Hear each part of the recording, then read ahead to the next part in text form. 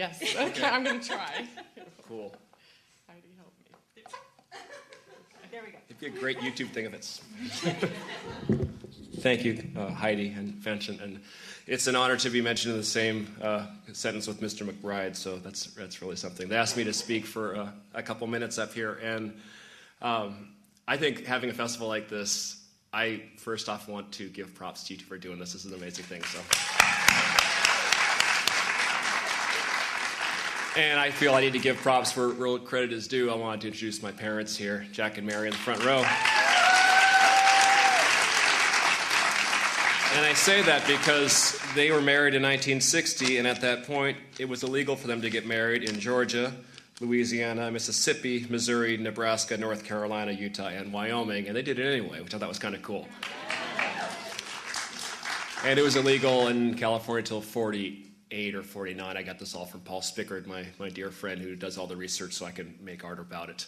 And that's been something which I think is really important, because if we look at things now, the example I give is that I do these talks around the country, and I spoke to these junior high kids a few months ago, and I was trying to tell them how things change over time, and they didn't really understand. I said, look, when I was a kid, we didn't have ATMs. And they couldn't comprehend it. They were like, well, where did you get your money? I go, we went to the bank. I go, but what? Well, how do you get it? You wrote a check, and if it was a weekend, you couldn't do it. They're like, I'm like, here, let me give you an example. Like, we didn't have, there's obviously no Google and things like that. I go, if you wanted directions somewhere, what did you do? And they're like, I said, you went to like the Auto Club, or you went to like the gas station, and you asked people how to get somewhere, and they just couldn't, they were blown away. But the biggest thing they were blown away was, I said, when I was a kid, and I'm 43 now, I go, we had smoking on airplanes. And they're like, no, you didn't. I'm like, yeah, we had smoking on airplanes. They're like, oh, on an airplane. I'm like, yeah. It's like, they're like, well, did you have glass? And I'm like, what? Was there like glass between the rows? No, it's just like they're like, but the smoke would just come over. I know, it was stupid. We did stupid. They go, well, how did it work? I go, well, like row 19 would be non-smoking and row 20 would be smoking. And the kids were like, but the smoke would just come over. I'm like, I know. It was dumb. We did dumb things. That's how things change. We used to have slaves. Not a good idea. And they're like, no. I go, used to not allow women to vote. Not a good idea. I go, but in your lifetime, you guys are like 13, 14. I go, you guys will live long enough to be able to tell your kids that you lived in a time where gays and lesbians couldn't get married. And your kids will say, that's stupid. I go, that will change in your lifetime. These kids were like, because when I explained it, like it was illegal for my parents to be married in certain states, they were just blown away.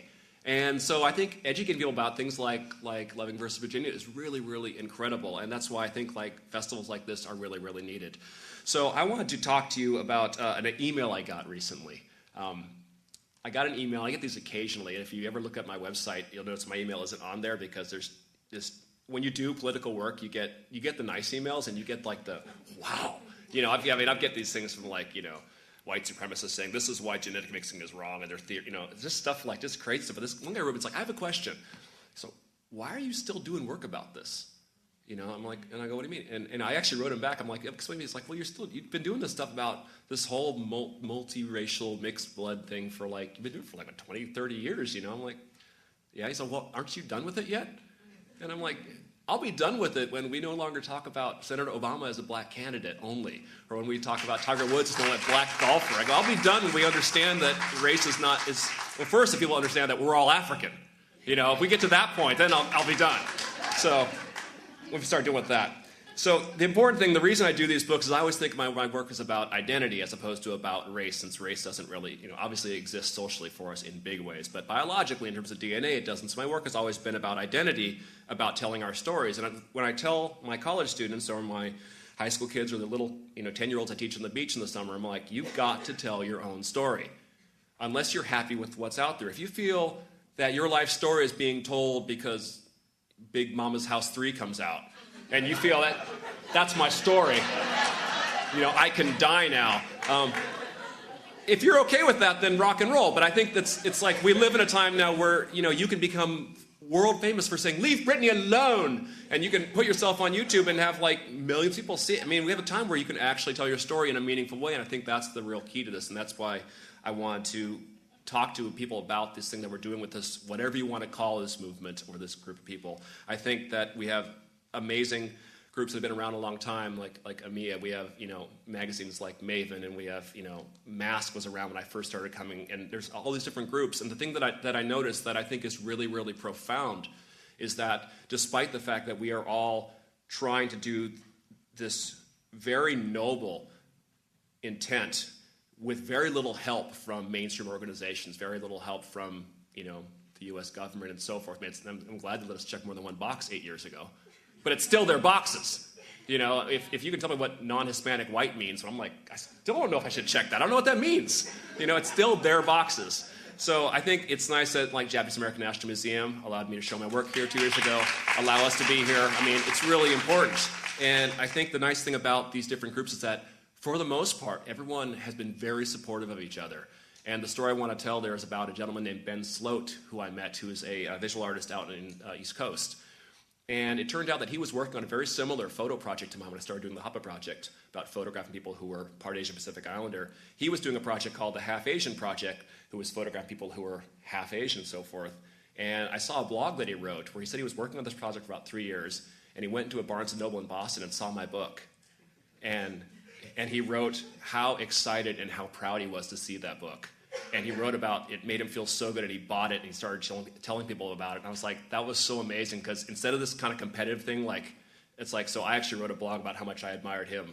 And so I think that in this group of people, I have, in this audience here, obviously, inspiration. I have, Alex is a phenomenal performer that comes to my class. I have these great students here. I have my wife and family. I have, there are people around here that inspire me in very, very profound ways. And aside from a few bad apples in the group, for the most part, 99% of people are really supportive of each other. I think that's pretty amazing.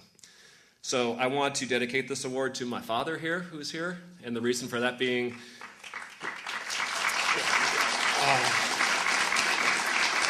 that when I was a kid, he's an English professor, was an English professor for many years, and when you guys got to go to camp in summers and stuff, or had fun in summers, I got these things like, you have 3 months off? I made a reading list for you, son.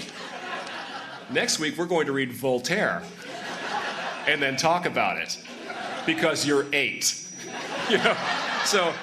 So I had these kind of tortuous summers of doing, but I realized that that's really how I learned to write. And so, in addition to the beautiful wonders of the Covina Valley Public Unified School District, I got a dad that helped me out, so thanks.